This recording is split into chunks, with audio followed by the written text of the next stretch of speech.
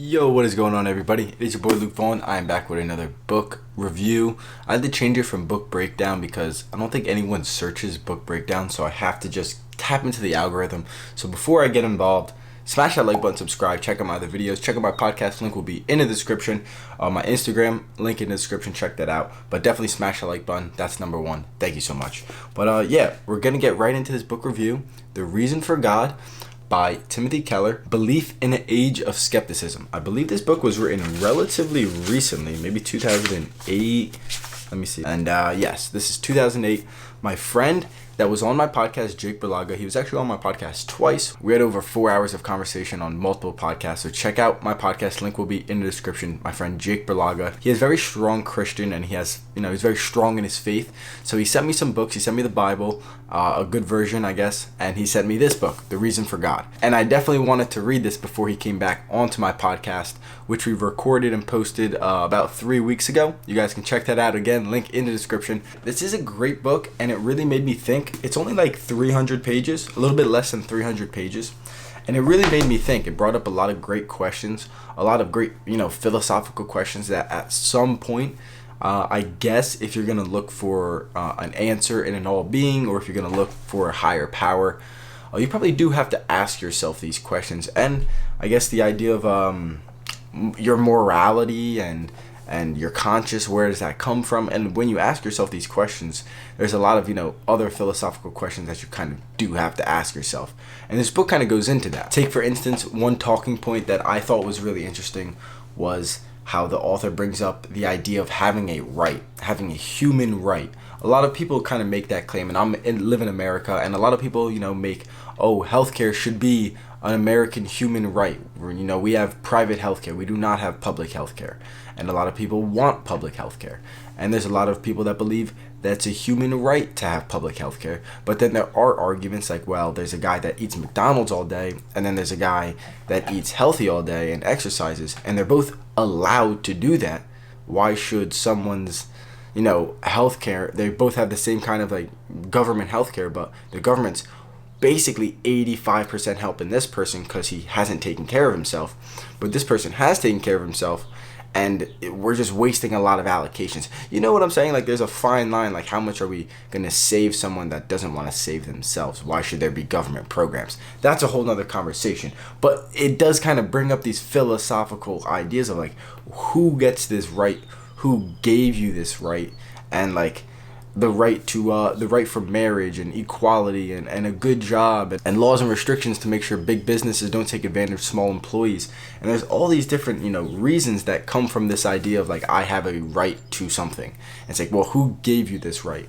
Well, it is kind of interesting. Our founding fathers did say that God gave us this right, and a lot of people nowadays, we live. A lot of people, it is named the belief in the age of skepticism. There's a lot of people that don't really believe in God, or don't believe at all, or kind of have like a soft believing, or kind of like, I believe in this and that. And that's kind of like, a lot of people don't really know. That's kind of where I am. Like, I don't know if Jesus is real. I've looked in a lot of literature. It's based off all these different time periods. I know people that kind of maybe look this up are like, oh my God, no. But it's like, I'm allowed to ask that question, right? I'm allowed to come to these conclusions based off my diving of information. One of the claims that this author does have is that the reason Christianity and I don't always associate Christ with God, and my friend Jake and I tend to kind of disagree on that, right? I believe there's a higher power, and I don't have to associate a religious deity that may or may not be real, or may or may not be as powerful or mythical or magical as he is told to be. Like, I don't know that. I was never there to see that. And at some point that is pure belief, but there's another higher level of higher being, in my opinion, where there is probably like a God, and there is this almighty like force, this energy, and it could just be a cycle. It could just be a computer program. It really could just be a computer program, and a lot of people probably don't want to hear that either, but that could be a possibility. I don't know. I have no idea.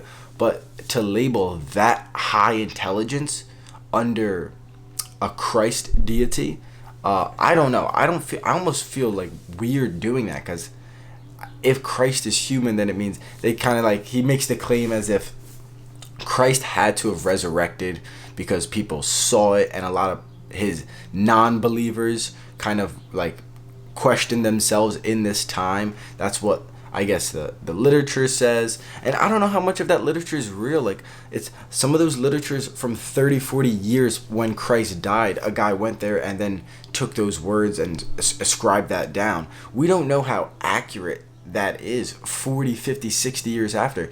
The portrait of the Last Supper, I think, is 5 or 6 decades after Christ's death, and that's like fascinating. That wasn't painted during Christ's Last Supper. It was almost over 50 years, half a century afterwards. So it's very interesting when you really look into it. But this book is, I really do love the question of Christ and Christianity, because I did kind of grow up Catholic. My parents aren't too strong religious, but yeah, I just find it really interesting. I find it very fascinating, and I do find it very fascinating the amount of humans that are very strong-willed towards a certain religion, and they feel very powerful and I guess endowed to follow that religion and respect that religion. It's very interesting, from like a third person perspective, objective view. It's pretty interesting. I really do. I recommend all like the religious books that I read. The Reason for God. What else do I have? Jesus and the Dead Sea Scrolls. That was a fascinating book. There's a few other, like Sapiens, Fingerprints of the Gods, kind of tap into different forms of spirituality and, religious and mythical views and stuff. I think that's really fascinating. Yeah, I definitely would recommend anyone interested in The Reason for God. I would totally recommend it. Check it out. Timothy Keller. I hope you guys enjoyed this video. It was a little all over the place. Yeah, the one thing that I did have noted here, if they had seen him resurrected, that would account for it. What other historical answer can do so? Question. And this is a claim by a lot of Christians and Jesus lovers, I guess you could say. I don't know what else word to think about, but I'm trying to label you guys. I'm sorry, but yeah, there is a claim that like Jesus, if he really resurrected, that's just the icing on the cake to prove he is the Son of God and he is another being of God. And I just, again, that's a form of faith. You're having a lot of faith in those scribes, in those people, in those stories that are passed down. I don't know. It's very interesting. You could look at it in more of a Jordan Peterson kind of sense and just look at everything very, very symbolically. Even though some things he does look at it literally, like he does look at some stories very literally in the Bible. But he does look at things very, very symbolically, and he can find symbolism in a lot of these stories, if not all of them. So maybe it's more based with that. I don't know. It's very interesting. I question it. I think about it. I think it's good. I think it's a good philosophical, process that you kind of should go through as a human, as a person. And I totally recommend The Reason for God. I don't want to give it all away, but yeah, I like it. It was a good book. Totally recommend. Check out my podcast. Link will be in the description if you want to hear more of these kind of conversations, especially about this subject. You can check this conversation out with my friend Jake Berlaga. And yeah, smash that like button, subscribe, check out more videos. I have travel videos, book videos. I'm going to be making more kind of journalistic documentaries, so stay tuned and enjoy. Deuces.